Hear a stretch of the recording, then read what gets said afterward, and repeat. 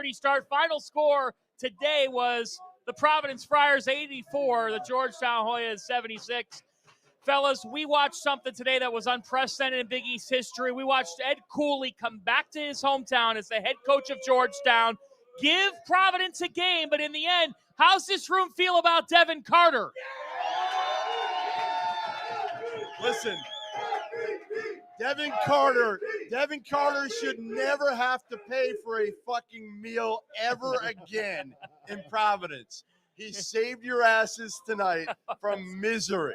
Right? I mean, think about it. If he doesn't do that, who knows? Huge performance.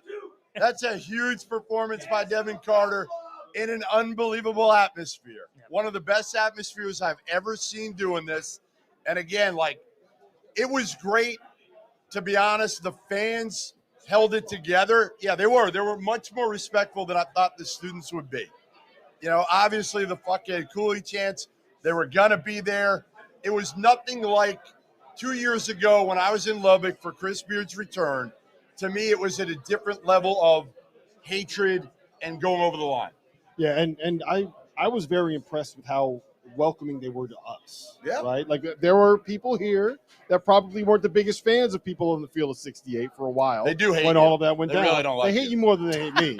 But I felt very welcomed here. I've enjoyed my time in Friartown. We've had quite a few of these, right? Quite a few of these Friartown beers. And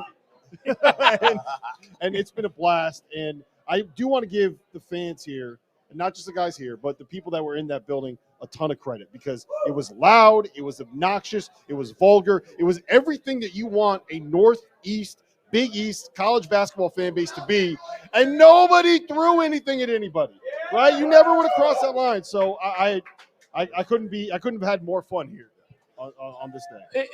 This game, this scene, his walk out of the tunnel, and then post game, we've got that conversation coming. What did you make of Ed's emotions today, and what stood out to you the most about what he said post game to the press? Yeah, I mean, listen, I think he wants to turn the page here. He wants to get these fans eventually. Ed Cooley was never hated by anybody before he left Providence. I mean, think about it.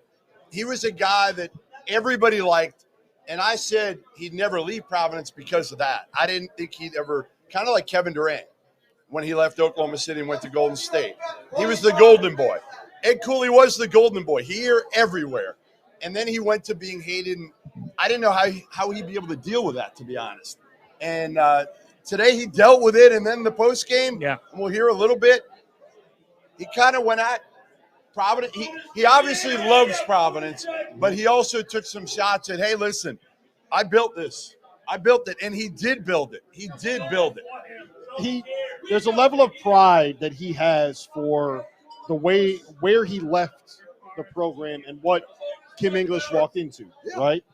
And I think he also understands why there is a level of probably hatred is the word that you want to use right now, right? And he understands why. Listen, the fans hate Ed Cooley partially. Obviously, he left for a job that you guys consider not even lateral, probably below. I don't, but a lot of you guys do. But it's the connection that I think you guys felt with Ed Cooley, and the fact that he would never leave here because it's home. And again, he's out in the community. You know him. You felt like he was one of your own and he would never leave. And I would be pissed too. And again, eventually, maybe it gets to a point where it's not so bad him coming in, but maybe not with you guys. Who knows? Here's the deal. I want to also tip my cap to Providence fans because they have created a top-tier, A-plus atmosphere in college basketball. And I'll tell you what, today, I thought coming into today that we could be in for an international type of incident, and they didn't cross that line. You didn't cross that line. You showed your pride. And I actually appreciate some of the "We love English" chants. Because you should, because I thought, there's the Kimmy chants. I thought that down the stretch in this game, we saw Devin Carter, a Big East Player of the Year candidacy. He is a candidate for that award. They needed to win this game. You go down 3, this could have gone south. And Carter, that windmill dunk is one of the. Hey, look, I told you this. The loudest that I've heard a building in years was after that windmill. And I think part of it was, okay, there was a little bit of nerves. Are we really going to lose? A little bit of nerves. Like, is Ed Cooley going to come back and beat us? There's no way this can happen. But then, like that was the moment when it was over, right? That was the capper, and it erupted. And behind us, there were beers flying everywhere in the sky. That was weird. I've never, ever seen something like that. I looked in the student session, and just beers are fucking flying up in the air. It wasn't, like, but it is crazy. It was like $17 for those Miller Lights. Like, what are you guys doing? That's such a waste of money. This fan base is in a class of their own. Your passion speaks for itself, and that's why we're here, and that's why we love covering college basketball for people like you. Go ahead. No, it's a huge home court advantage. It's a huge home court advantage. There's a reason why you guys. What's the record now?